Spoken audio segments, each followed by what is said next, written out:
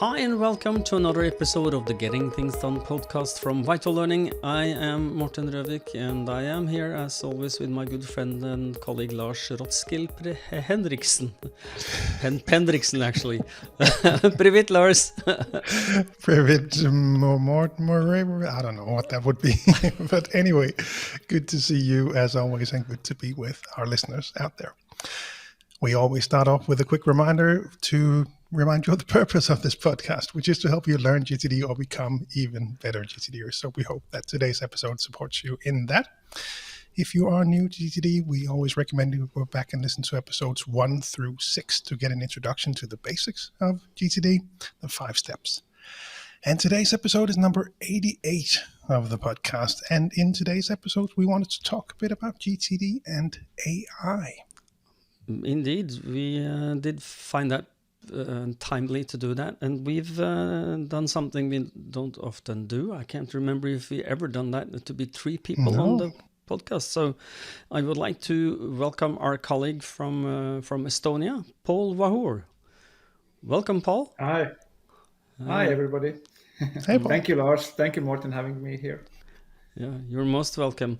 And Paul, for those of our listeners who don't know who you are, can you just give us a brief introduction of who you are and what you are doing? And you're us in Estonia, more or less, I guess. Yes.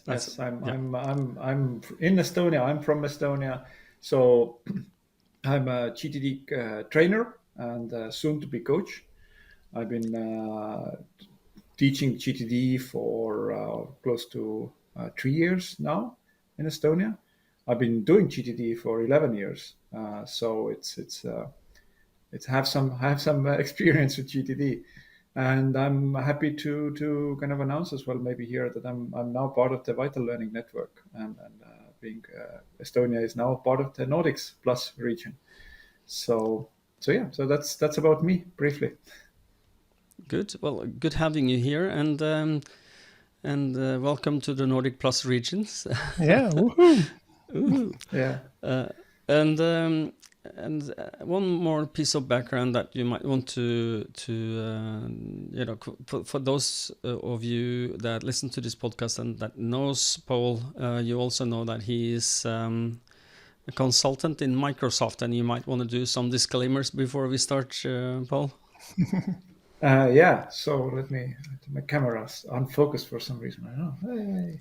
So I'm working at the Microsoft Development Center Estonia. So this is the entity that where engineers work and build Microsoft software, and I work there as a learning and development consultant. So in that sense, I'm working inwards looking. So I'm not working with the clients, but I'm helping the engineers in Microsoft to be better learners and make them learning opportunities available to them. And the reason we are, telling your role there is that because you are not talking as a representative of Microsoft. Just want to make that absolutely clear to people. Yes, so, yes. Because absolutely. Microsoft has a big bone in this AI world, and So I don't know how we will attack this, but I was thinking when I prepared for the show that we will just take a step back and look at a little bit about for our listener which don't know what is AI and what does it stand for and what's the history here. So I will start with easy bit. It's artificial intelligence. That's AI. And now I'm sure Lars can tell us a little bit about the history. I think you kind of took the easy one there, Morten. I did. No, what I thought would be a good lead-in at least was to just give a background on where this came from. And, last week, as of when we're recording this episode, I think, Paul, you shared something about AI on one of the internal boards that we use in the Google Suite to just discuss a bit about AI and GTD. And, looked through it, and I've been playing with it as well, like so many others with ChatGPT that came out. And I came across, I think, actually on Twitter. Not that I'm there very much lately, but I came across someone that I followed who recommended to go in there really and try the Bing search engine now with the AI that is available in there. And I thought, hey, why not give that a go and see how that one works? And I asked a bit about GTD, and they asked, "Oh, so what are the 5 steps?" And it walked through and it explained it to me in Danish. Didn't really nail all of the ways that we've translated it, but certainly understandable for those who are practicing GTD in Denmark. So they would certainly get it. And then I asked, okay, so how does it work with clarifying? And it walked through the different questions with me, and it actually helped me. So I figured, okay, so let's level up a bit. Let's give it something for me to clarify. So I told it to clarify budget. So I said, how do I actually clarify that? And it did. It really detailed the steps, asked if I saw this as a project or just a next action. I said, well, that's probably a project. So it suggested some next actions for me. And, it didn't nail it. It didn't explain what I had to do. But it came up with some pretty good ideas. And it's, really, really impressive for, yeah, well, at least impressive in the sense that I wasn't expecting it to do that well, just, feeding it a random thing from that might have been on my list. And then just responded really helpfully.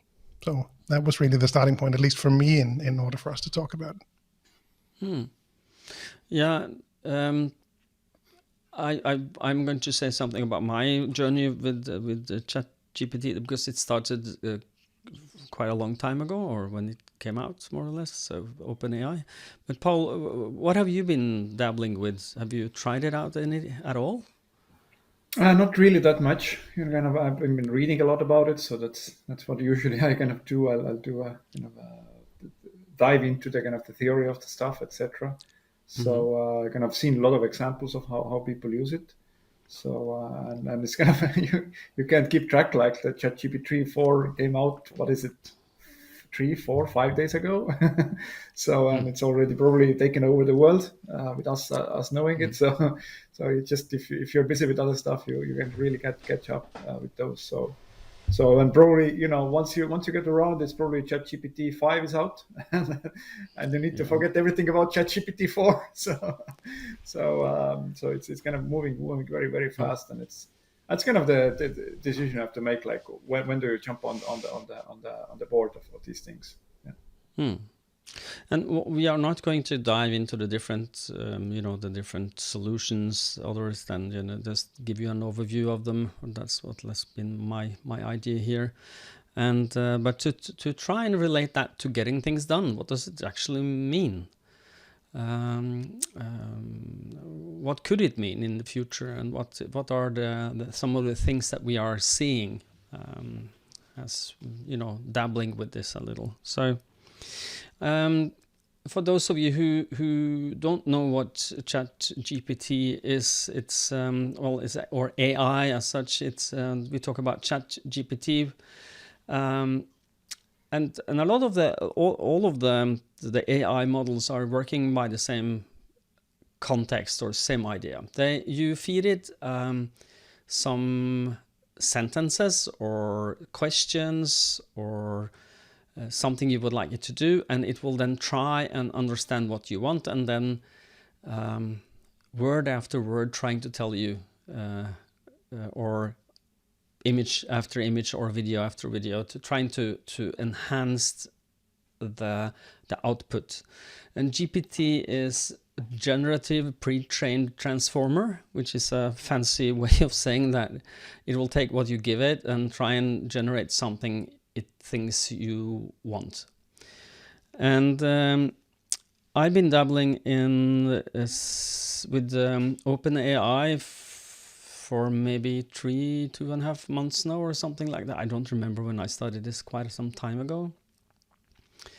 And that's ChatGPT that was in the version 3.5, and now suddenly it's 4, which is exponentially faster and better than 3.5. But that's the chat version where you can ask questions. I think it is more or less the same engine that is in Bard from Microsoft and Bing, and from the other question related, what we call that, systems or services. But we also have DALL-E and Midjourney for DALL-E and Midjourney are two different sources for images. You can also do it by video. I haven't tried that, but it all, you can generate, you can tell old man in the forest crying, leaning against a tree, and it will generate that photo. And then you can say in the style of Edvard Munch, for instance, and then it will try and generate what you asked it for. And results are as good as the input. That's what I found. So the more lengthy question or the lengthy prompt you give it, the better it becomes. And I have, as Lars, done some testing, and the results are not just unified. So I think we might want to ask ourselves the questions. If you look at getting things done related to this, how do you think this is going to change, Lars, the way that we relate to decision making? For instance, if you look at this as one of the things I've seen,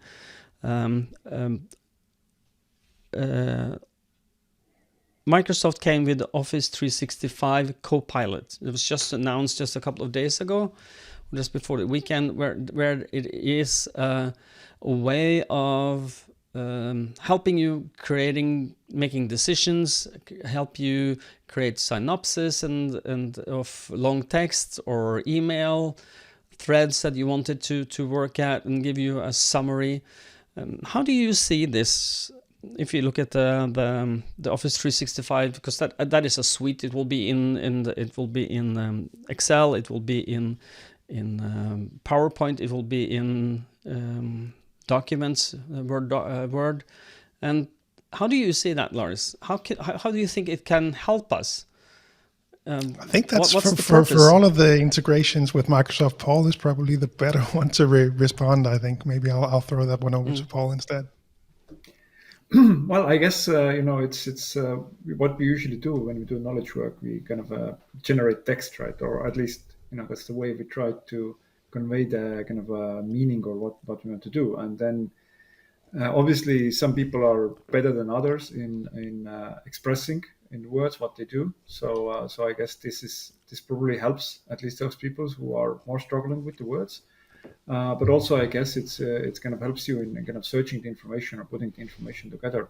So it's kind of it's not definitely, its main goal is not to be the search engine, and it has this challenge. I don't know how much the newer version of ChatGPT does what they call hallucinating, of kind of being really helpful of and then making up their own information. But at least if it stays within the known facts, then it's kind of really helpful if you don't need to go and search for something and what was it exactly, but the kind of the tool can help you there. So this is where I can see you doing, and then obviously it would be great what I've been thinking about in the future if it can be trained. So basically any kind of a AI tool, the current that we are talking about here, is trained on certain kind of existing information, right?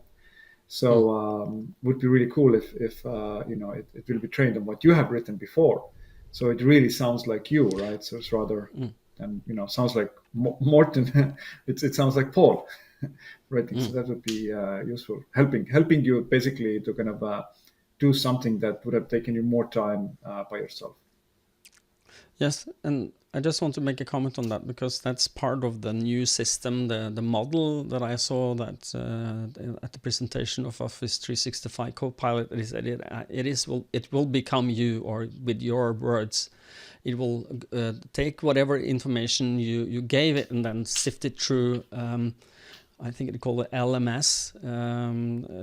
I think that was the name they called it, where it's just a filter where it looks at every information it has about what you've done and what you're going to do and what information you've given it before, and then trying to return some intelligent answer then through the GPT filter, if you may. So it will learn, but it hasn't learned as of yet. And because I know, Lars, you set me onto this before, the Bing version, the iPhone version of Bing, where you can actually get early access to ChatGPT through that. And how accurate has it been for you? Well, I have no complaints at all with the with the knowledge that I tested with a very, very small test. I sent you a screenshot as well, Morten. So we both talked about, okay, what happens if we actually enter our own names? And I don't think yours was very accurate, but mine came up with some pretty good information. And one of the things that, so it explained some things about me that mostly it grabbed from either my website or from LinkedIn or from a few other places. I think it referred to from YouTube as well.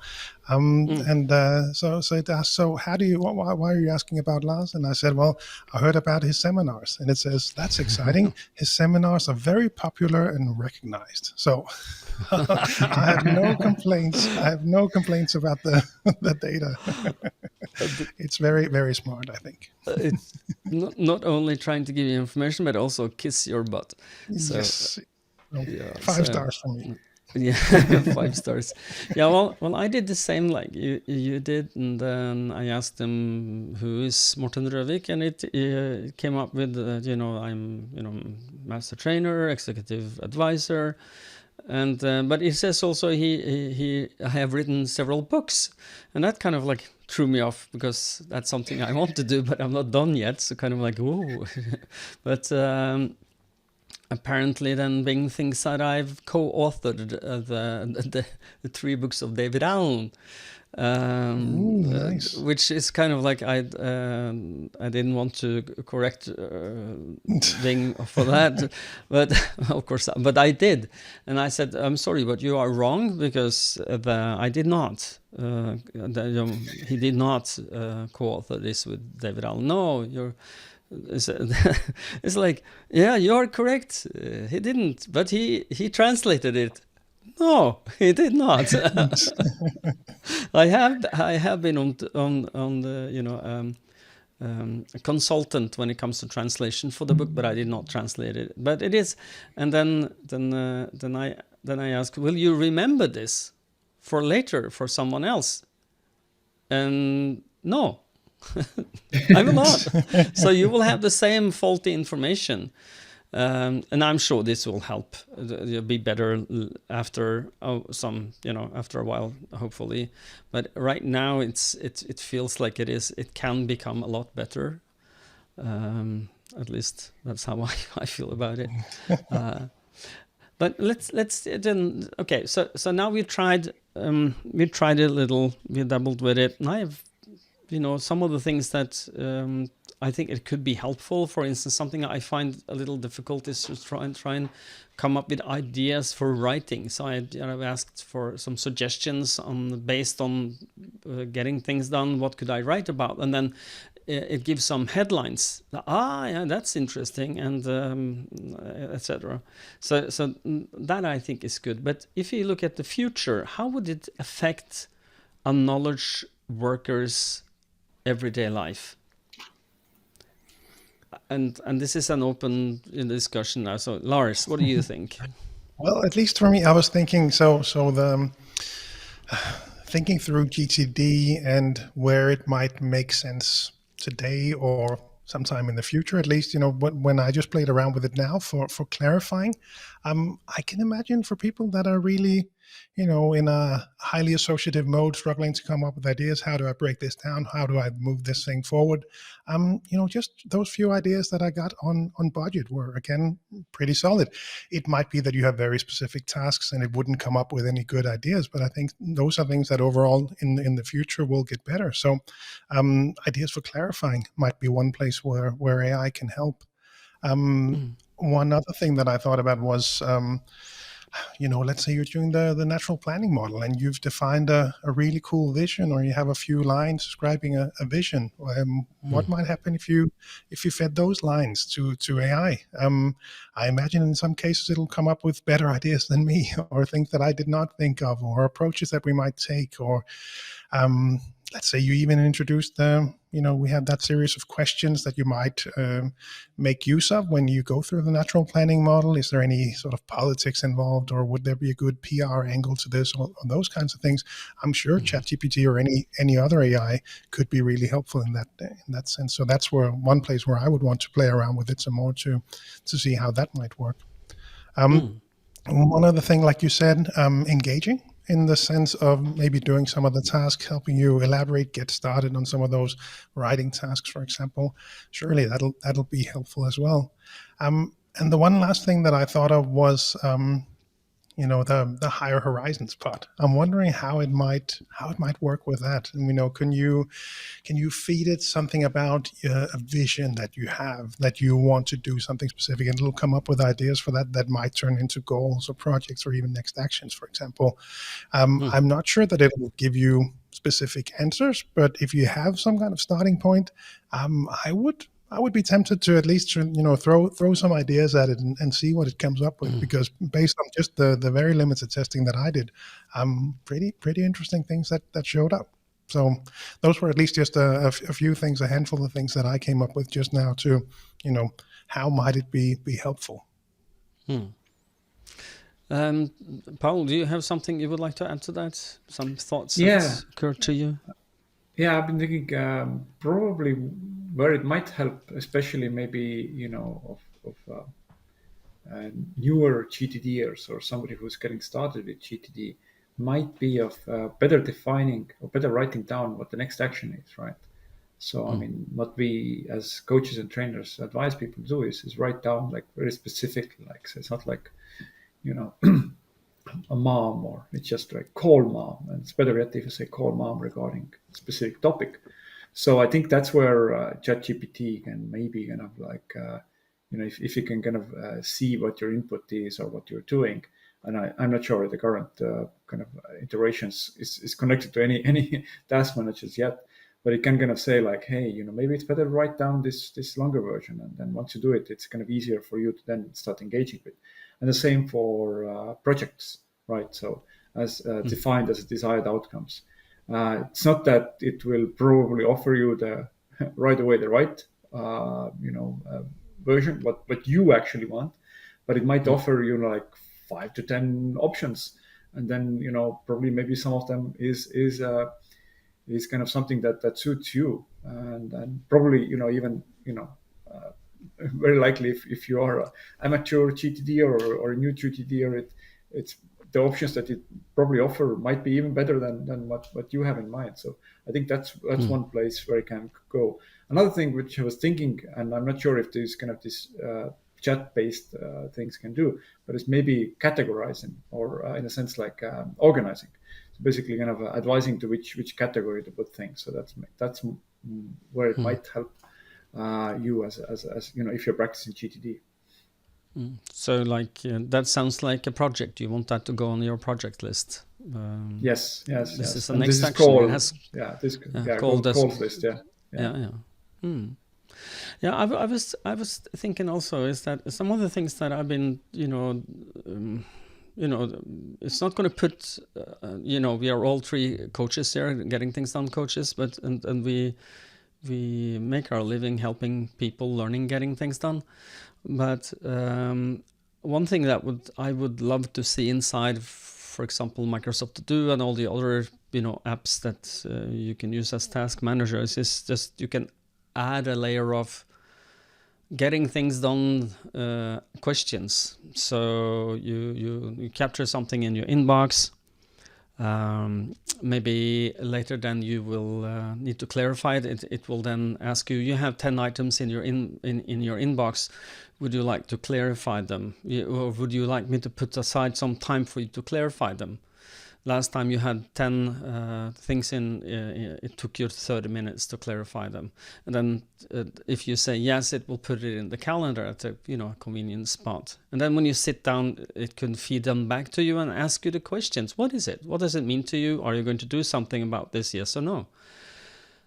And even it would be lovely if they can then add the bullshit filter question that I ask myself. I don't know what you think about this, but I think that will be cool. And also that imagine then okay, so that sounds like a project, because that sounds like it's more than one step. Do you want to clarify this into as a project? And then it can ask you questions like, yes, okay, so what would a good project title look for you? What's your desired outcome here? What's your target? And then it can come up with some suggestion. That looks good.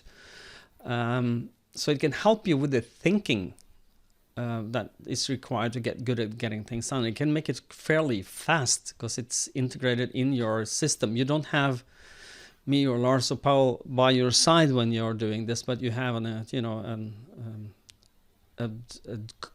coach at your side when you work. What do you think about this?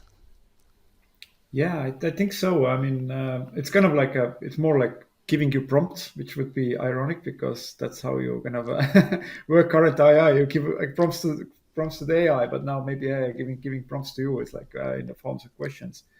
I think, but one thing to keep in mind is you said that it'll do some thinking for you, and I think there we need to kind of delineate or kind of make a distinction exactly of who is doing thinking and what kind of thinking, because GTD is basically kind of knowledge work best practices, which kind of knowledge work means thinking. So you might be tempted to go into the direction that maybe this thing will do all the thinking for me. Which is a kind of an interesting question, but I'm kind of skeptical about it, even really advanced ones. Right. So basically, I recently did a presentation on our Estonian GTD community about Clarify, and there I talked about how I see the 5 steps of GTD as different forms of thinking. So these would be, for example, for capturing, it's paying attention.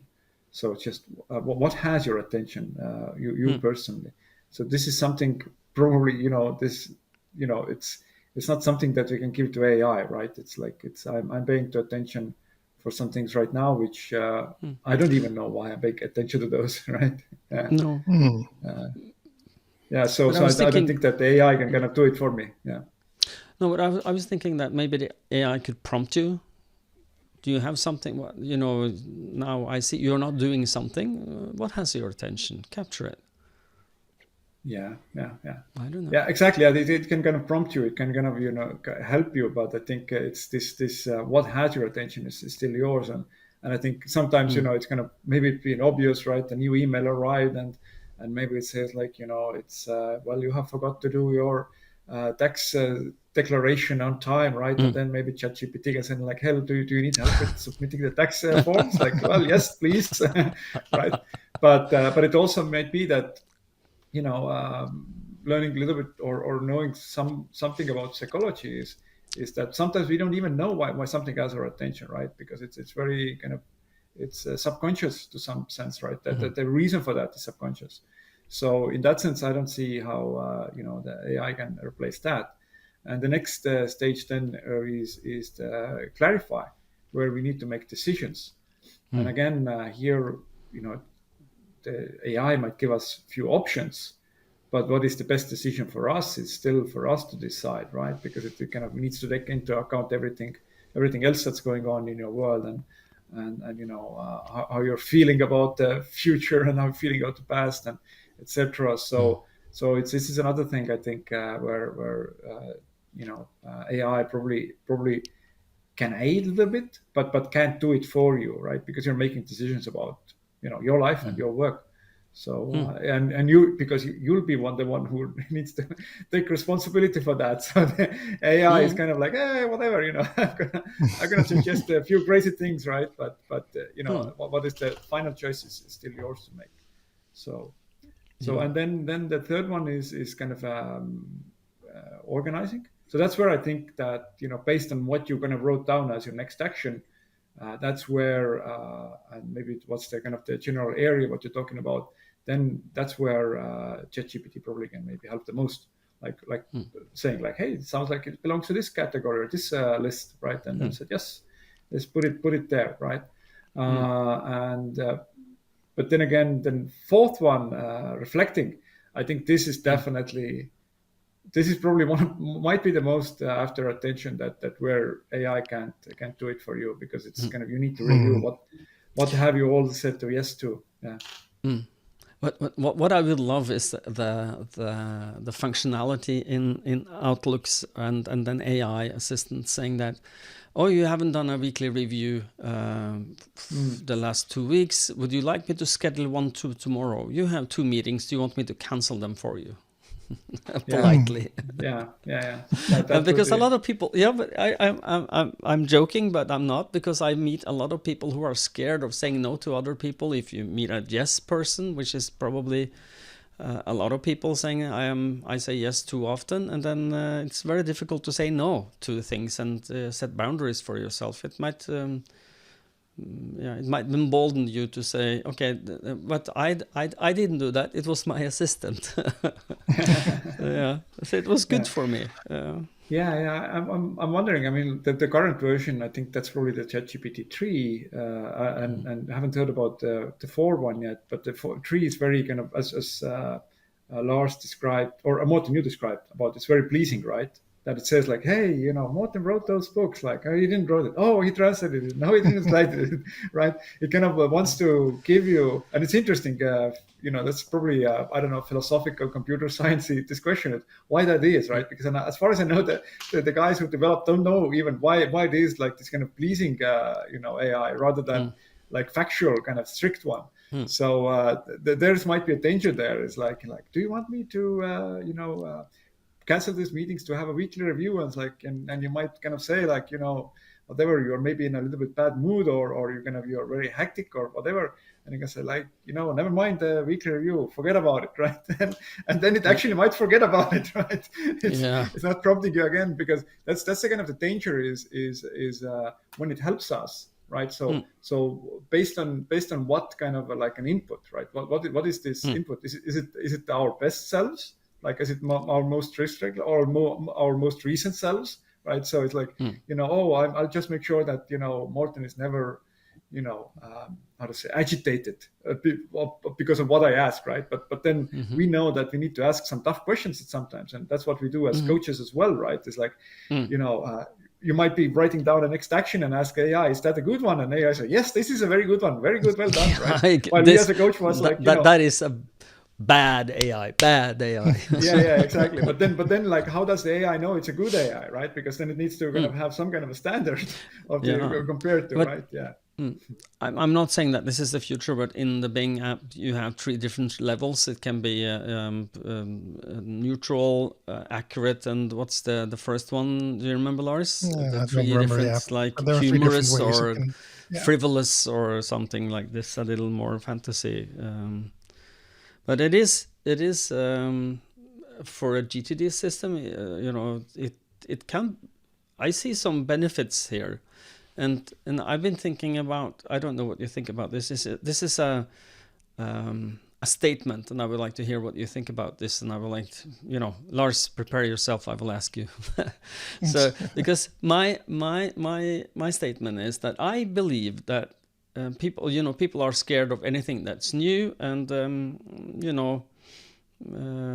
this is new, and what if you are? I believe the following is that if ChatGPT can make the decision for you on anything, there is no human interaction needed, then you will be replaced by that AI. Yeah. Okay. Agree. Next question. No, but that's exactly it. No, I've been saying that for so many years now too, when we've spoken about AI, because it's come up in speeches primarily, and in some seminars as well, where we've spoken about it. And, as soon as AI can go in and really define the next action for you, and it's the right one, then I'm guessing it can probably do it for you. So then you're out of a job. So there'll be some different areas where you can really, add your value instead, hopefully, because that one is probably taken. Yeah. Paul, do you agree? Yes. So I think it's kind of that's where the kind of the computers and software is developed right already. So it's kind of now I'm trying to come up to the top of the head something that machines do automatically, maybe for example, if you use PyTribe, right? So it's rather than you kind of sending out the client to email, but once you kind of change the status there, like move it onto the next stage, right? Then the machines do it something for you automatically, right? So so that's actually, and that's great, because now we are more productive in that sense. We don't Yeah. need to do a lot of manual stuff. But yeah, I think if you still need to make the decisions, because it's kind of, at the end of the day, it kind of affects you, or affects something that other people are expecting of you to do, right? And you know, if they can replace it with the computer making decisions, that's at least, maybe not initially, but pretty soon it will be much cheaper than paying you to do that. Exactly. So I absolutely agree. But I think, yeah, and that's a good question: is what is those things then that only you can do? And I think that the whole overall GTD process that I've been kind of describing is something that only kind of you can do. And one thing that might leave us kind of, maybe some people say like, oh, you're the guys who are talking about getting things done, right? So I think computers can a lot of things done, right? So it's like, what's the problem, right? Like, I'll give it computers to do. And here, I think the name kind of leads a little bit astray, and we should remember the desired outcome of the overall instituting of the getting things done process, which is to achieve mind like water state, right? So, and this is totally internal, subjective experience, right? So this is why we really are doing getting things done, so we can get like a peaceful mind, right? And that means that we are servicing our own mind rather than making things happen. This is the way we achieve it, making things happen. But still, we need to kind of get things out of our head, decide what it means to us, kind of reflect them on, so we can see all of our life in one big system, and then choose what to do next, right? So and ChatGPT can only help us in that, or AI in general, but it can't do it for us and kind of clean our minds for us. I do believe you're absolutely right there. If you are going to just, I think we are nearing the end now. It feels like that, at least for me. Correct me if I'm wrong, but I just want to pose a question for you. What is your best prediction 5 years from now? How would the world have been changed by AI? And we will come back to this in 5 years and listen. Yeah, that'll be fun. No, we can do this in 6 months, I think, or we could do this as a recurring episode every year from now, because so many things are going on and things are moving really fast. And I think, Paul, you nailed it when it comes to what can it do now and what doesn't it do really well. And what I hope to get to is, well, actually, what I've been seeing over the past few weeks now with my Apple Watch and the notifications that I get from the health app. So it's we're recording this in March. In February, I did some seminars. I went skiing. I was in Greenland, walked a lot when I was in Greenland. So a lot of exercise, a lot of steps. My resting heart rate was a bit higher than normal. Now I'm back in Denmark, not moving as much. Sorry, Apple Watch, I'll get moving. But it gives me that, there was a new trend here. There was something that changed. And I would love to see when AI gets to that level, that it knows you, as we spoke about initially, that it actually knows you, it knows your practices, how many times do I check things off on a random day, and comparing that to how many things I have in my calendar, and then learning that part. When we get to that, I would love my own AI, just as I think you described, Morten, as well, to, if it could look in my calendar, it could look, you haven't come up with a lot of stuff in your inbox for the past few days. I'm guessing, looking at your calendar and so many things going on, and I see from your screen time that you're actually, spending a lot of time in whatever app it might be that you're Facebook, in quotes, LinkedIn, relaxing in. Twitter, yeah, exactly. Yes. That kind of thing. So when we get to that part, that'll be really cool, because again, capturing, but it doesn't know what to capture. Clarify, it can give you ideas, but it doesn't know what the right thing is to do. Maybe it can help you make those lists, but again, reflecting, and in the end, that mind like water scenario, well, that's going to come when you actually sit down and do the work. So it'll be a great assistant, hopefully. And really looking forward to that, when it really knows a lot about a specific area and learns. My concern will be that, will it learn from your bad habits as well? because I can imagine, let's say I could install this OpenAI stuff on my computer. I could really, set up a good GTD partner there. What should I be working on today? And it'll feed me some things. But let's say, in theory, that I had a bad habit of starting too many projects. I'm really good at starting projects. Let's say it learned from that, and then it'll just continually reinforce that habit that I have of creating too many projects, having too many next actions. There's a lot of knowledge still in that we see as coaches as well, and so that'll be interesting to see, I think. Yeah, but I think that when you get 5 years down the road, that will not be a problem, because some coach will have been in there and telling you that, hey, then the maximum number of active projects should be decreased, so that you are making meaningful progress on what's most important for you and not doing this now. So maybe you should put something on someday, or maybe a project on hold. Microsoft, call me, okay? Yeah. I think it's very obviously, the predictions are very hard to make, especially about the future.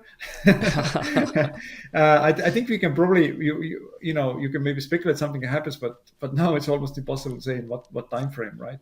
So, but I think there's this scenario where it can be really helpful, but then you need to know what you're doing as well, and need to know how you're using it, right?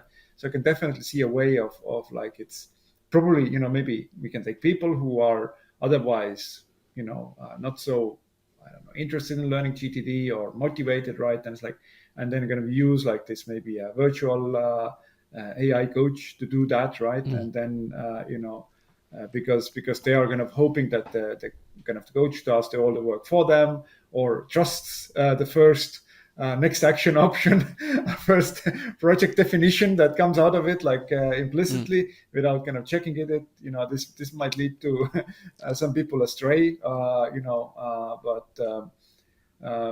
probably something that will scenario that we will see happening, and then kind of correct it after that, like maybe on a personal level or maybe on a wider level.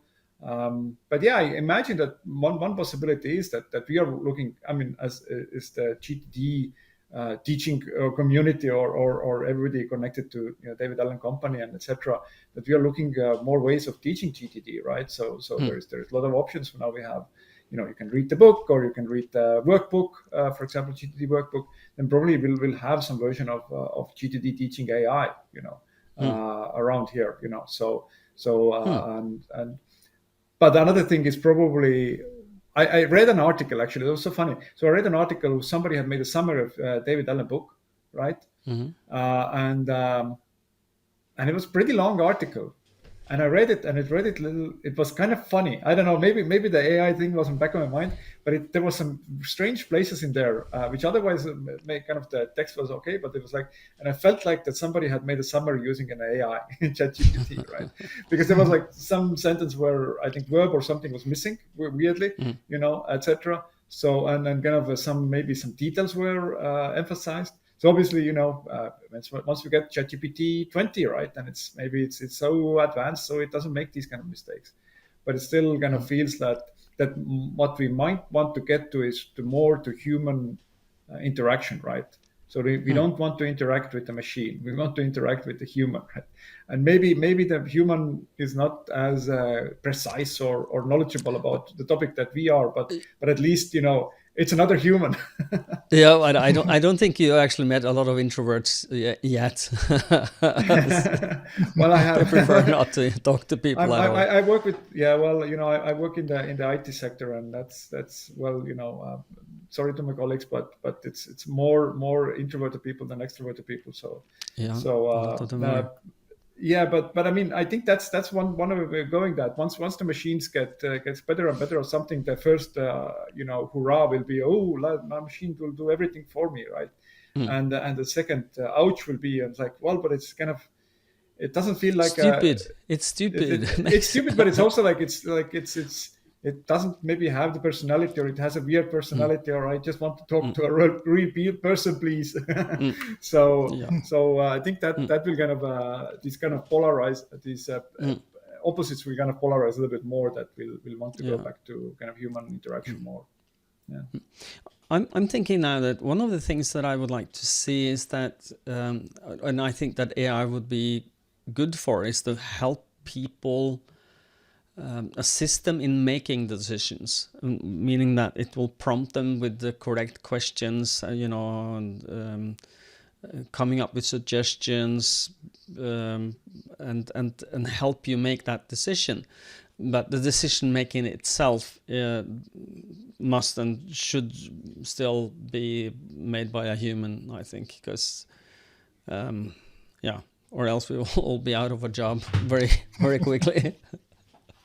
So, but I hope that, and there are, of course, a lot of ethical questions that we will find at some point. There will be some ethical discussions on the AI, the use of AI, and we've already seen some of that coming. So, okay, anyone who wants to grab the words as at the end of our little session today? Do you have some final remarks, Lars? I think just overall, it'll be helpful. I'm sure. And I'm really interested to see what will show up based on what I've played around with, based on what we spoke about now. I'm really, excited about the future of AI. I joked in 2015, my son was baptized, and in my speech to him, the nerd that I am, I joked at one point that he would have an AI colleague, and people laughed. And he's 7 now, so yeah, he will definitely have an AI colleague. Clear that he will likely have a few, and he might have a GTD AI to help him clarify some things and get an overview. Like you said, Paul, in the end, it's about that empty head, and that doesn't show up. But hopefully, as the AI progresses, the development progresses, then we'll get some more help in getting to that clear head. Yeah. I would say that just as a disclaimer, none what was said today was written by ChatGPT. Well, at least for my part. Well, neither for me, so that we have the full disclaimer. So, okay. Thank you so much for being with us, Paul. Very good. Thank you for your time and your energy and your thinking and your thoughts about AI. We will have you back on in a later episode where we will interview you about your journey with getting things done, and we will do some diving into what tools you are using, etc. So stay tuned, people, for that episode. And thank you now, for having me. You're most welcome. And now I will ask, as always, Lars, please, can you take us out? Yes, and also this was not written by AI, but perhaps it will be in the future. Who knows? Thanks so much, Paul, for joining us. We always wrap up the episodes with a quick reminder for you to head on over to VitalLearning.eu, have a look around. You'll find the different country websites, also to Estonia, and you'll find all of the information about the different offerings that we have relating to getting things done, but also crucial conversations and other methodologies that we are teaching in each of the countries. So have a look there. If you're outside the Nordics plus, then head on over to cruciallearning.com to find your local partners. Then we always have a quick reminder also about the GTD summer camp. It'll be June 17 to 18. We have signed up everyone over there. I'm working to find some more seats. I'm guessing by the time that this episode airs, we will be out of those remaining seats that I was able to find. But send me an email to get on the wait list. I will get back to you. And Lars at VitalLearning.dk. And gtdsummercamp.com for more information. Exactly. So, if you like this episode and you would like to support us, please subscribe, like, and hit that notification bell if you're on Facebook. If you are in your podcast listening app, rate us if that's your app has that. Give us a 5-star. We will be happy. If you have some questions, please send them to us at podcast@vitallearning.dk. And until next time, stay safe and stay productive. Bye-bye. Bye, everyone. Bye.